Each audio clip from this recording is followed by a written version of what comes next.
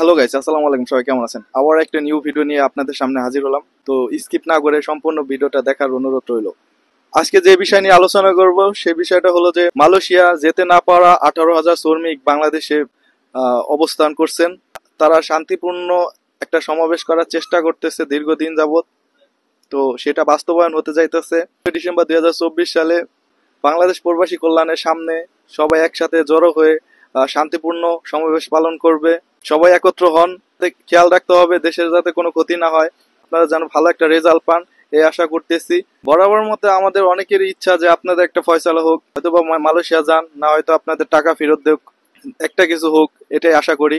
তো যারা আমার এই ভিডিওটা দেখতেছেন তাদের একটা রিকোয়েস্ট থাকবো, আমার এই ছোট্ট চ্যানেলটিকে একটি লাইক, একটি কমেন্ট করে আমার পাশে থাকবেন এবং কি নিত্য নতুন প্রবাসীদের খবর পেতে এই চ্যানেলটি সাবস্ক্রাইব করে রাখবেন। আর ইতিমধ্যে যারা আমার এই ছোট্ট চ্যানেলটিকে সাবস্ক্রাইব করছেন, রইল দোয়া ও ভালোবাসা। আজকের মতো এই ভিডিওটা এখানে শেষ করতেছি। আবারও দেখা হবে অন্য কোনো নতুন ভিডিও নিয়ে। এ পর্যন্ত ভালো থাকুন, সুস্থ থাকুন এই কামনা করে আজকের মতো এখানে বিদায় নিছি। আল্লাহ হাফেজ।